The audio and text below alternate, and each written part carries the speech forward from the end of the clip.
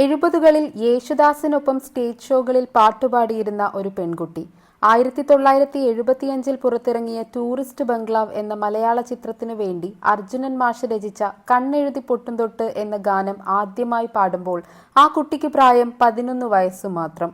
ഒപ്പം MG രാധാകൃഷ്ണൻ എന്ന വലിയ സംഗീതജ്ഞൻ ആ കുട്ടിയെ കൊണ്ട് സിനിമയ്ക്ക് പുറത്തുള്ള എത്രയോ ഗാനങ്ങൾ റെക്കോർഡ് ചെയ്യിപ്പിച്ചു.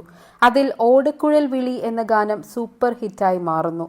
ബേബി സുജാത എന്ന പേരിൽ അന്ന് സ്റ്റേജുകളിലെത്തിയ ആ പാവാടക്കാരി പെൺകുട്ടി പിന്നീട് സുജാത മോഹനായി ഇന്ത്യൻ സിനിമയിലെ തന്നെ ഏറ്റവും മികച്ച ഗായികമാരിൽ ഒരാളായി മാറി.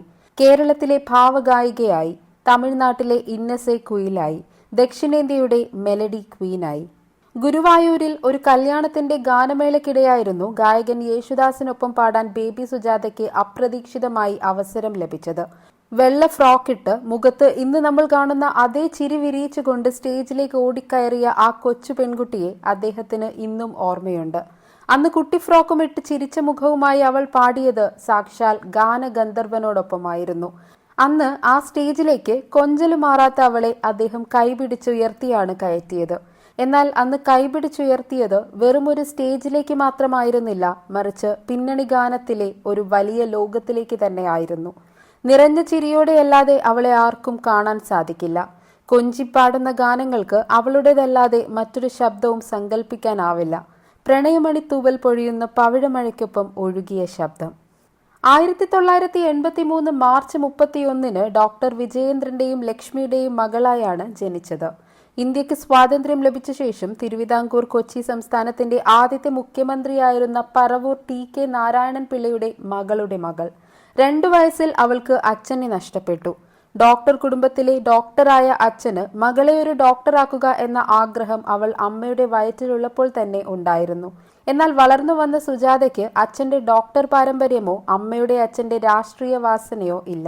സംഗീതമായിരുന്നു അവളുടെ ലോകം. കലാമണ്ഡലത്തിലെ ബാലഗാനമേളയിലെ അംഗമായിരുന്നു സുജാത.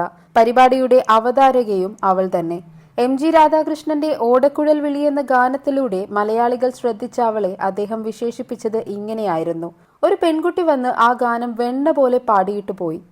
ഒരിക്കൽ കലാഭവനിലെ ഒരു മത്സരത്തിൽ ജഡ്ജിയായി എത്തിയത് ദാസേട്ടനാണെന്നറിഞ്ഞ് ആവേശത്തോടെ എത്തിയ ആ പെൺകുട്ടിയെ കലാഭവനിലുള്ളവർക്ക് മത്സരത്തിൽ പങ്കെടുക്കാൻ കഴിയില്ല എന്ന് പറഞ്ഞ് മാറ്റി നിർത്തി. അന്ന് ഒരുപാട് വിഷമിച്ച അവൾ പൊട്ടിക്കരഞ്ഞുകൊണ്ട് വീട്ടിലേക്ക് പോയി. അന്ന് പരിപാടിയിൽ പങ്കെടുത്ത ശേഷം മടങ്ങിപ്പോവാനിരുന്ന ദാസേട്ടന് ഫ്ലൈറ്റ് മിസ്സായി.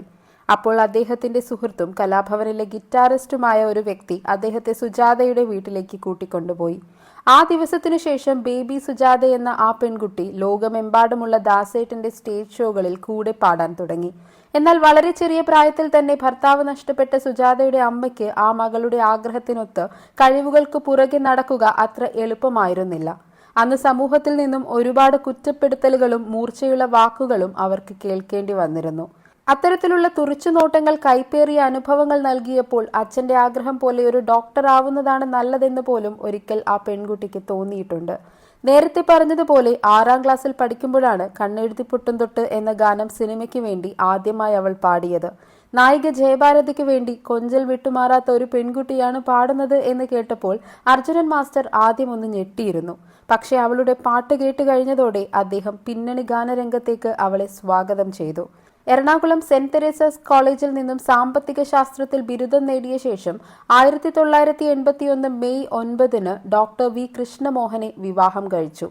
അങ്ങനെ അച്ഛന്റെ ആഗ്രഹം പോലെ ഒരു ഡോക്ടർ ആയില്ലെങ്കിലും ആ മകൾ ഒരു ഡോക്ടറുടെ ഭാര്യയായി. സംഗീതത്തിനോട് വളരെയധികം താല്പര്യമുള്ള വ്യക്തിയായിരുന്നു മോഹൻ. ഗായിക ആയതുകൊണ്ട് മാത്രമാണ് സുജാതയെ ജീവിത സഖിയായി തിരഞ്ഞെടുത്തത്.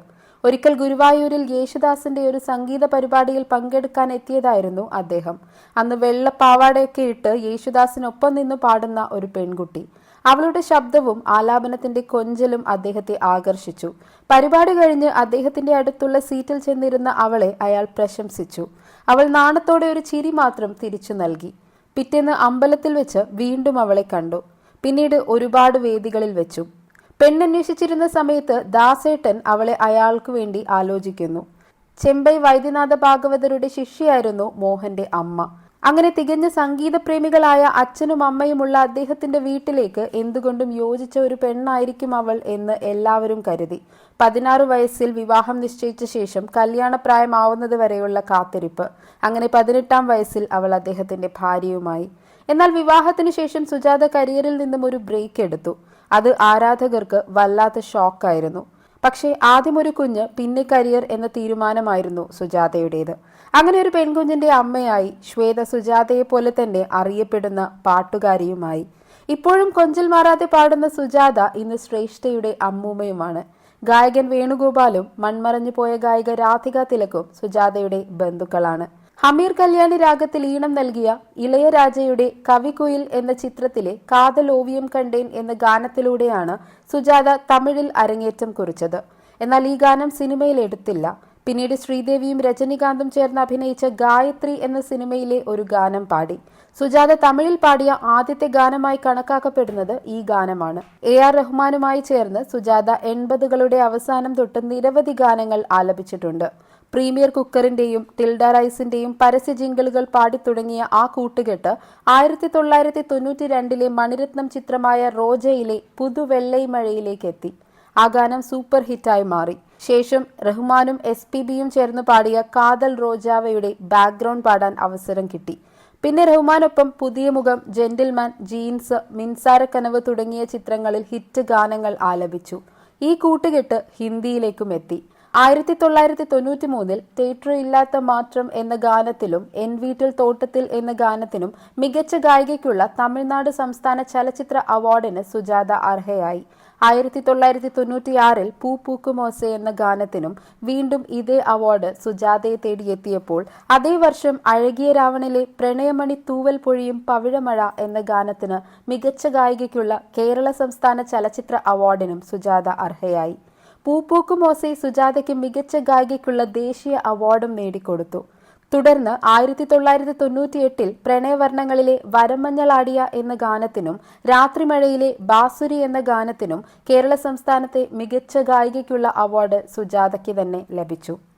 പക്വതയാർന്ന സംസാരത്തോടെയും പുഞ്ചിരിച്ച മുഖത്തോടെയും പാട്ടുകളെ വിലയിരുത്തി പറഞ്ഞുകൊടുക്കുന്ന സുജാത ഇന്ന് റിയാലിറ്റി ഷോകളിൽ നിറസാന്നിധ്യമാണ്. മലയാളം, തമിഴ്, തെലുങ്ക്, കന്നഡ, ഹിന്ദി, മറാഠി തുടങ്ങി നിരവധി ഭാഷകളിൽ 18,000-ലധികം ഗാനങ്ങളാണ് ആലപിച്ചത്. AR റഹ്മാൻ, ഇളയരാജ, കീരവാണി, വിദ്യാസാഗർ തുടങ്ങി നിരവധി സംഗീത സംവിധായകരുടെ പാട്ടുകൾക്ക് ശബ്ദം പകർന്ന ഗായിക. യേശുദാസ്, ഹരിഹരൻ, SPB തുടങ്ങിയ സംഗീത ചക്രവർത്തിമാർക്കൊപ്പം വർഷങ്ങളോളം തന്റെ ശബ്ദം ചേർത്തുവെച്ച ഭാവഗായികയിൽ നിന്നും ഇനിയും ഒരുപിടി നല്ല ഗാനങ്ങൾ പിറക്കട്ടെ.